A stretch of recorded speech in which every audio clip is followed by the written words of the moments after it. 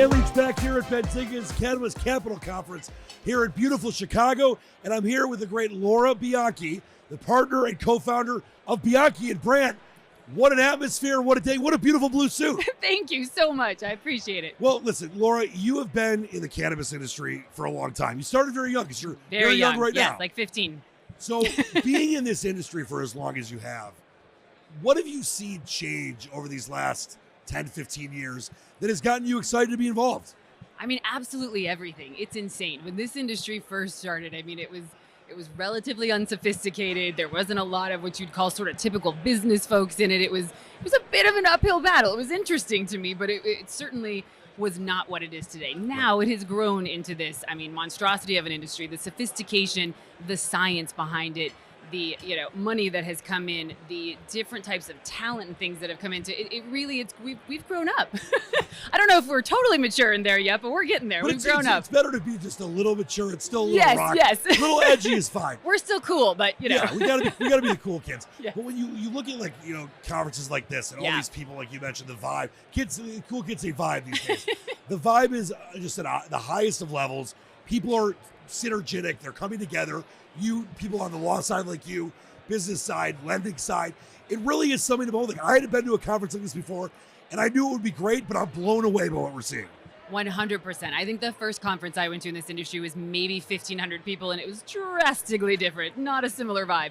I mean, the very cool thing, too, is now you've got so many different professionals that are actually engaged in servicing this industry, which was something we needed for a very long time, and so that's probably the most exciting because it allows the industry to grow and expand and mature and flourish like any other business because you're getting the right types of professionals and advice and teams of folks to make that happen.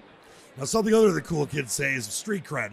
You have it. And listen, I know some people will say they're unique, and that's fine. You actually could back that up. I wanted to give you a chance to talk about the uniqueness that your firm has and just the trust that clients have with you. Sure. When we first started, the big law firms and the ABA and everyone said, you could be disbarred for advising this industry, and which was so bizarre to me because you've got something that was passed by the voters. What greater area of need do you have for a lawyer? And so, we kept pushing forward, but part of what we really discovered is that becoming trusted partners for our clients was a way to not only be a value add, but really provide the greatest impact. And so, yes, we are lawyers, but we have our hands in everything. So we help from operations to expansion. We get to know their weaknesses, their strengths, their goals. And so we can really take a lot of the worry off of their shoulders. We can help them vet deals faster. We can help them vet opportunities faster.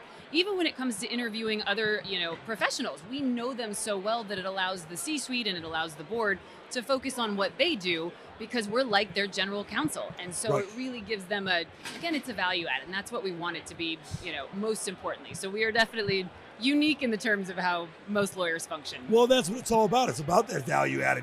When it comes to someone that's, let's say, watching this that, wants to get you involved to help them, what do you think the most important thing is they need to know? Obviously, we know your experience. We know the trustedness and just how many people respect you. Sure. What do you think the most important thing you want them to know is to understand how you can help them?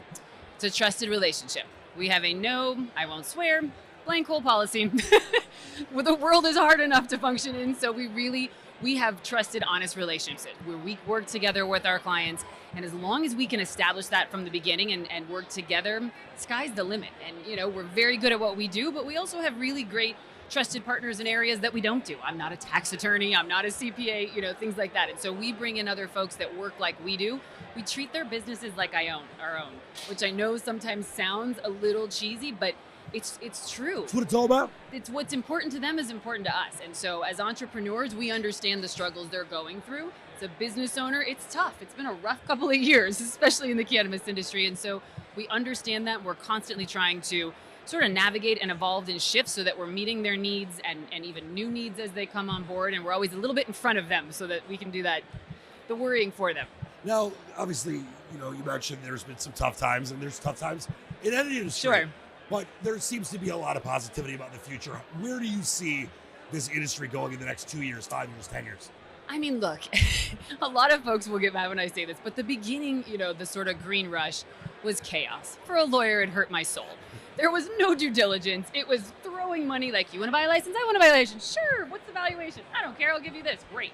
it was chaos, and that's not a foundation to build a long-term successful industry on. And so as much as there has been shifts in tough times, I think what we're seeing is that companies that want to expand organically, that want to do it well, that want to be thoughtful about it, that actually want to be here for the long haul, there's great opportunities for them right now. It's different, right? M&A is much more sort of creative than it once was. These are not the big, $200 million deals that we were looking at, but also, $189 million was in stock, and well, we know what that's worth today. So, but now you're seeing folks come together, and it's different kinds of synergy, and what are your strengths and weaknesses, and how do we make a bigger imprint together? So this, to me, there's a lot of opportunity for growth and expansion if you want to do things right. And as we go into the future with hopefully rescheduling and some of these different opportunities, to me, those are the companies that will benefit because they're already in front of it. And if you can be successful in a challenging time, right, how much better, as those changes come down the road.